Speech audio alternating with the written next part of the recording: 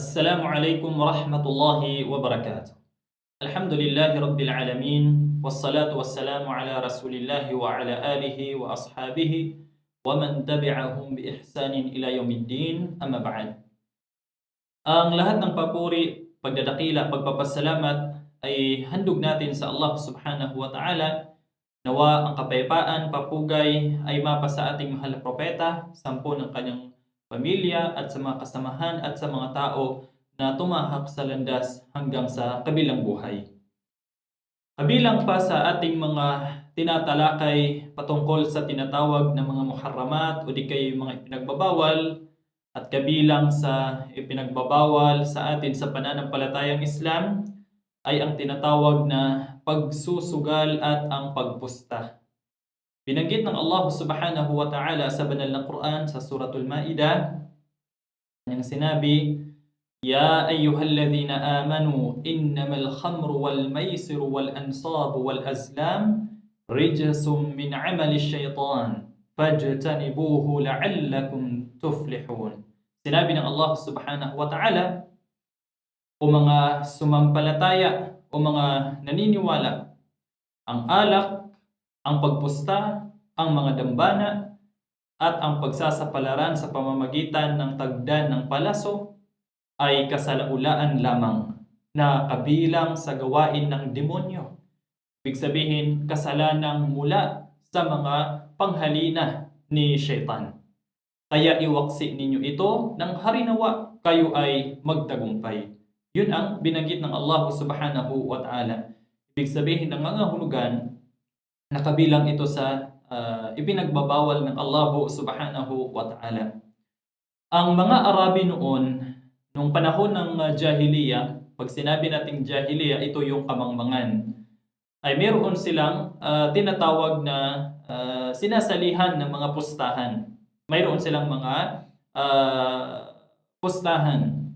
At kabilang sa tanyag o di kaya kabilang sa anyo ng kanilang pagpupustahan noon ay mag-aambag ang bawat isa sa kanila ng pantay-pantay.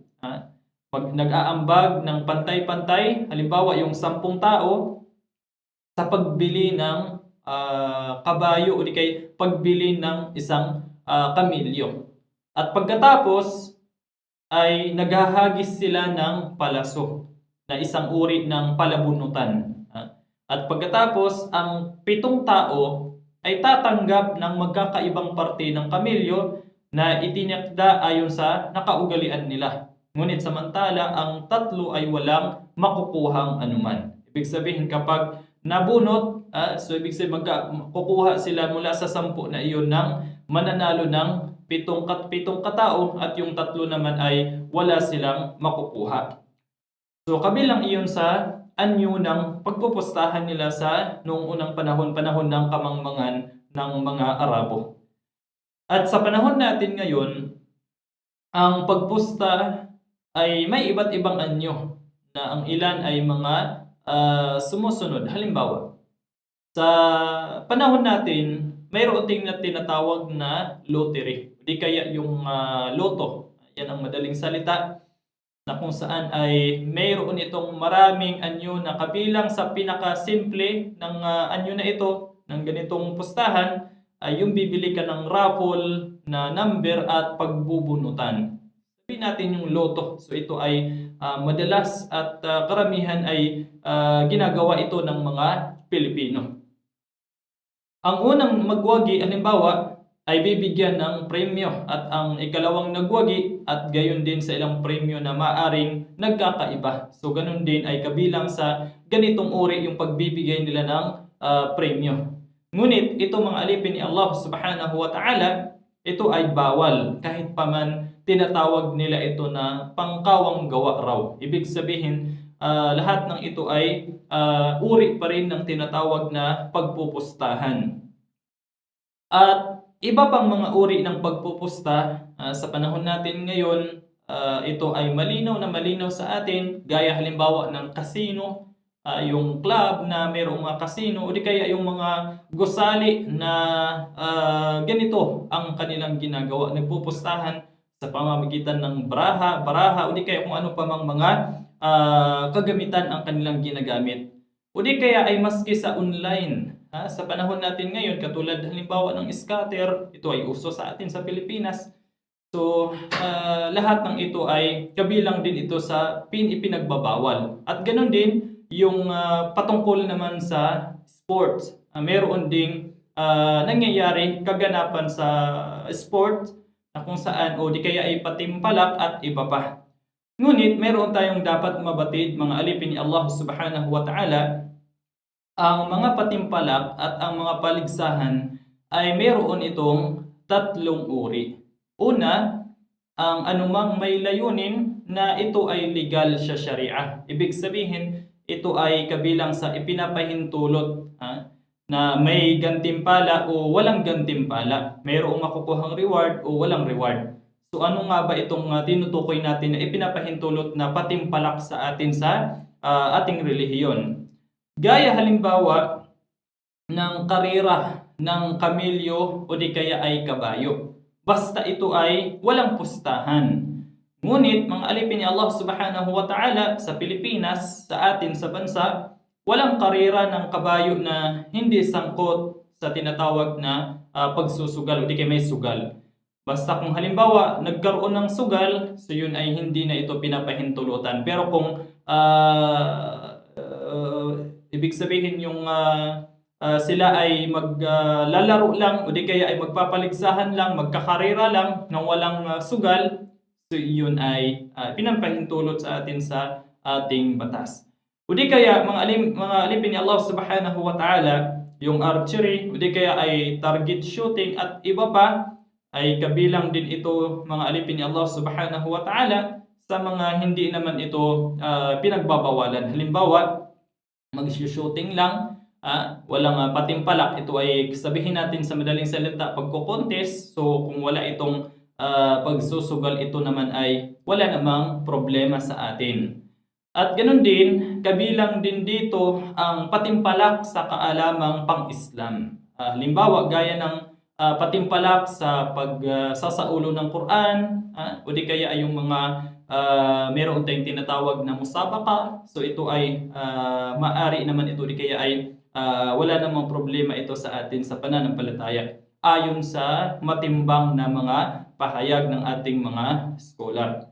At ganoon din, pangalawa, mga alipin ni Allah, mula sa uri ng patimpalak, ang pangalawa ay ang anumang ipinapahintulot, anumang ipinahihintulot na talaga namang ay gaya ng mga sagupaan.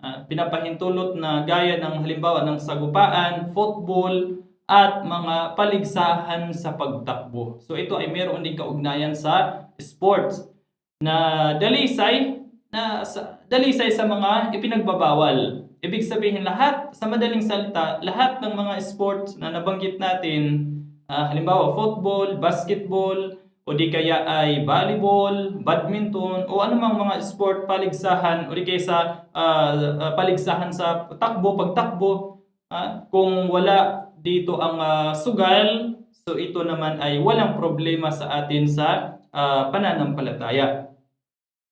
Gaya ng halimbawa, kabilang sa magiging ito ay magiging bawal o di kaya hindi pinapahintulutan kung halimbawa ay wala itong sugal o di kaya ay sabihin natin na dahilan ng pagpapabaya sa salah, dahilan ng maiiwanan ng isang tao yung pagdarasal, magiging pabaya siya dahil sa mga sport na ito na sinalihan niya, halimbawa, o di kaya yung sa sinabi natin na pag-alis ng takip sa mga aura, pag-alis ng nakikita yung aura. Kasi may mga sports, mga alipin ni Allah Subhanahu wa Ta'ala na nakikita yung mga aura. So kabilang ito sa mga hindi pinapahintulutan.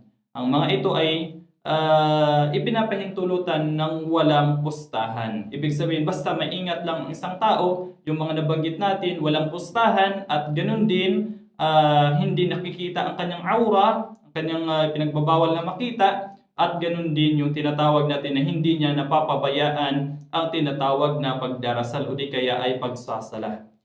Pangatlong uri mula sa patimpalak na ating sinasabi, ating tinalakay, ang anumang ipinagbabawal talaga o humantong sa bawal. Ito namang pangatlo ay talagang ito ay humahantong sa ipinagbabawal, hindi pinapahintulutan.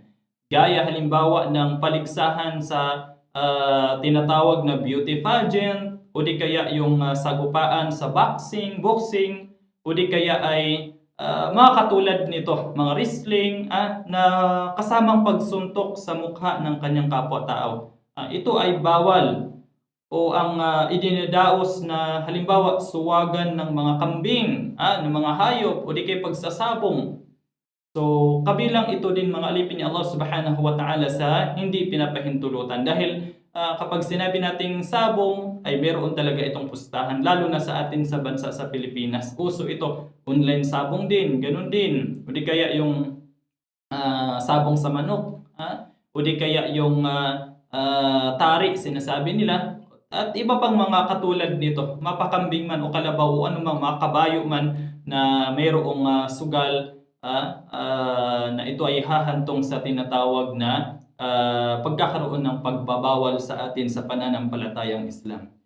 So, yun ang patungkol sa mga pagsusugal at pagpusta. Ibig sabihin, kabilang ito sa mga ipinagbabawal ng Allah subhanahu wa ta'ala o di kaya ipinagbabawal ng ating relihiyon. At ganun din, kabilang din o di kaya ay kabilang pa sa muharramat o di kaya kabilang pa sa mga ipinagbabawal ay ang pagnanakaw. Sa atin sa pananampalatayang Islam ay ipinagbabawal ang tinatawag na pagnanakaw. Sinabi ng Allah sa banal na Quran sa Suratul Ma'idah, qala Allah Ta'ala, "Was-sariqu was-sariqatu faqta'u aydiyahuma jazaan bima kasaba nakalam min Allah wallahu azizun hakim." Sinabi ng Allah sa banal na Quran, ang lalaking magnanakaw at ang babaeng magnanakaw ay putulin ninyo ang mga kamay nila bilang ganti sa nagawa nila, bilang isang kaparusahang nagsisilbing aral mula kay Allah. Si Allah ay makapangyarihan, marunong. Ibig sabihin mga alipin ni Allah subhanahu wa ta'ala, ito ay kabilang sa nabanggit ng Allah ng parusa ng pagnanakaw. Parusa ng pagnanakaw. Ibig sabihin ay mabigat ito mga alipin ni Allah. Kapag ang isang tao, ang parusa ng kanyang ginawa, halimbawa kung siya ay magnakaw, ay mapuputulin ang kanyang kamay. So ito ang kabilang sa mga batas na ibinatas ng Allah subhanahu wa ta'ala upang magsilbing aral ito sa mga gumagawa nito.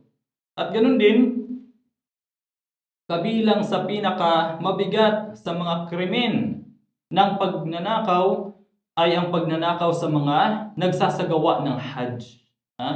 Ibig sabihin, yung mga nagsasagawa ng Hajj o di kaya yung mga nagsasagawa ng Umrah sa Baitullah, sa bahay ni Allah subhanahu wa ta'ala. Ang ganitong uri ng mga mandarambong ay hindi nagsasaalang-alang sa mga takdang parusa ni Allah subhanahu wa ta'ala.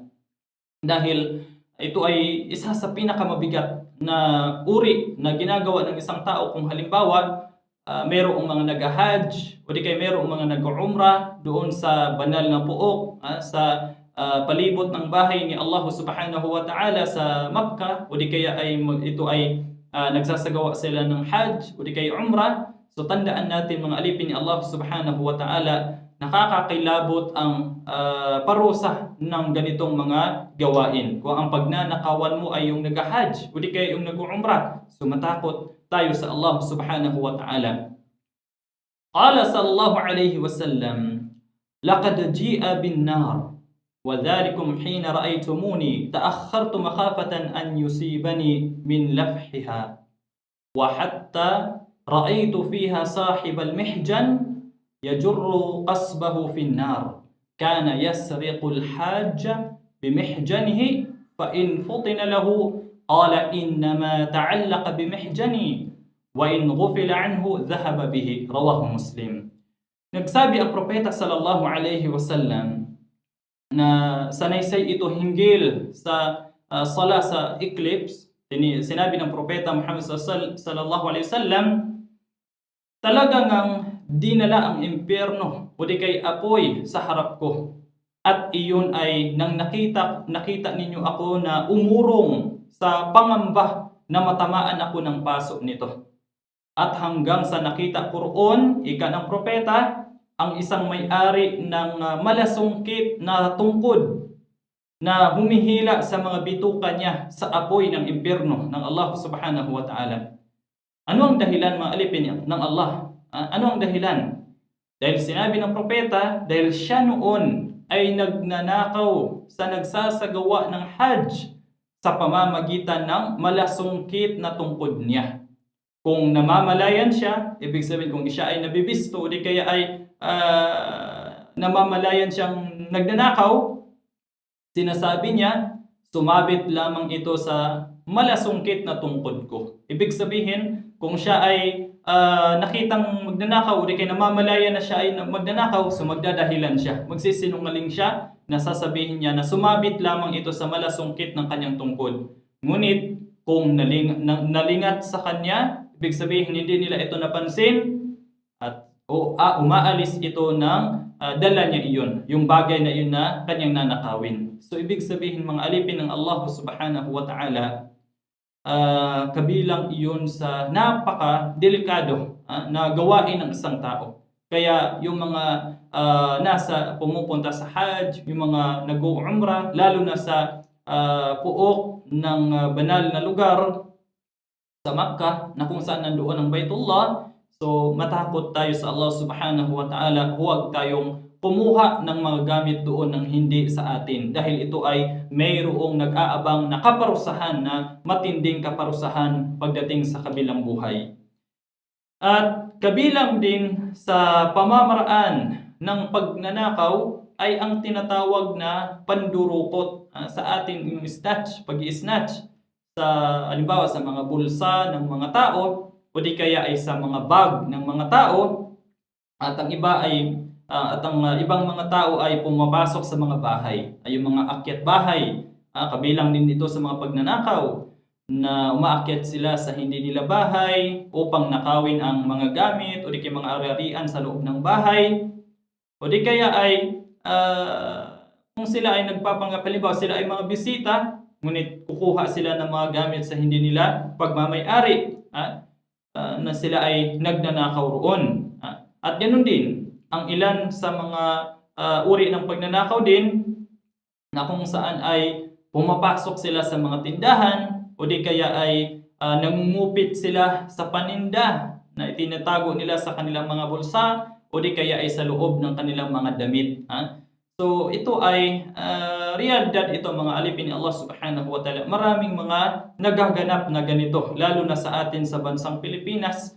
Hindi lamang sa mga simpleng mga tao, bagkus mayroon ding mga magnanakaw na nasa mga katungkulan. So alam natin ito, na mayroong mga nasa katungkulan na ninanakaw nila ang kaban ng bayan. So yun ay kabilang pa rin ito sa uri ng pagnanakaw. Kaya mga alipin ni Allah subhanahu wa ta'ala, ang pagnanakaw ay isa ito sa napakapangit, muhi na isang gawain, na ito ay hindi nagugustuhan ng Allah subhanahu wa ta'ala, at ito ay mahigpit na ipinagbabawal sa atin sa pananampalatayang Islam. Kaya naman, mga alipin ng Allah subhanahu wa ta'ala, ang ilan sa mga tao ay nagmamaliit sa pagnanakaw ng mga bagay na kakaunti o di kaya ay mumurahin. May mga tao na wala silang takot sa Allah subhanahu wa ta'ala, kahit simpleng bagay na nanakawin nila, dahil sasabihin nila konti lang naman yan, o di kaya ay maliit lang na bagay, o di kaya ay mura lang na bagay. So tandaan natin, mga alipin ni Allah subhanahu wa ta'ala, kahit maliit pa man na bagay iyan, o di kaya ay mura lang, so tandaan natin, kung iyon ay ninakaw mo sa kapwa mo, yun ay may tuturing pa rin na pagnanakaw, may tuturing pa rin na masamang gawain.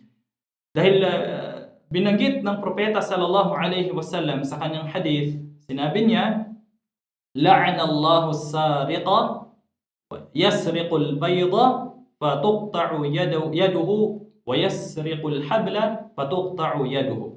Rawahul Bukhari. Sinabi ng propeta sallallahu alaihi wasallam, isinumpa ni Allah ang magnanakaw.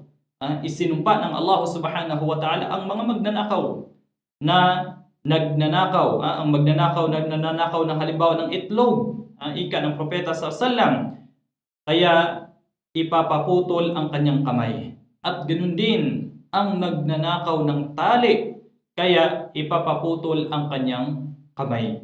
Ibig sabihin, mga alipin ni Allah subhanahu wa ta'ala, narinig natin ang binanggit ng propeta sallallahu alaihi wasallam na isinumpa ni Allah subhanahu wa ta'ala ang mga magnanakaw at nagbigay ng halimbawa na nagnanakaw ng itlog, kahit itlog lang, itlog ng manok o anong itlog dyan, napakasimpleng bagay.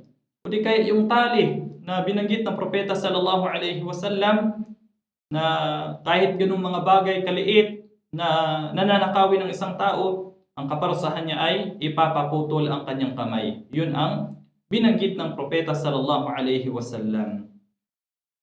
Kinakailangan sa bawat isa na nagnakaw ng anumang bagay o mayroon man siyang ninakaw, ay marapat niya itong isauli sa may-ari.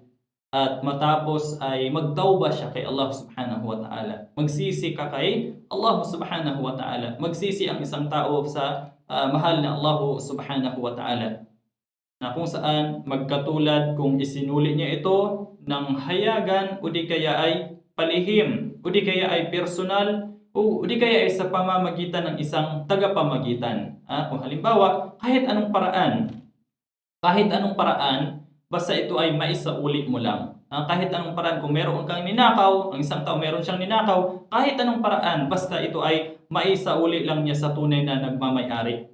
Ngunit halimbawa, mga alipin ni Allah, kung hindi niya nagawang makarating sa may-ari ng ari-arian na kanyang kinuha o sa mga tagapagmana nito, kapag wala na ito, mga halimbawa, namatay na yung ninakawan mo, hindi kay tagapagmana ng ninakawan mo, na mapupunta sa kanya yung ari-arian, halimbawa, kung ito ay patay na, kabila ng pagsisikap mo, pagpupunyagi mong hanapin yung tao na iyon na ginawan mo ng ninakawan mo, kung hindi mo na talaga mahanap, wala ka ng idea o di kaya ay ginawa mo ng lahat ng iyong mga paraan at hindi mo matagpuan upang isauli mo yung bagay na kinuha mo sa kanya, so ang gagawin mo ay ikakawang gawa na lamang niya ito at maglalayon na ang gantimpala nito ay para sa pinagnakawan niya.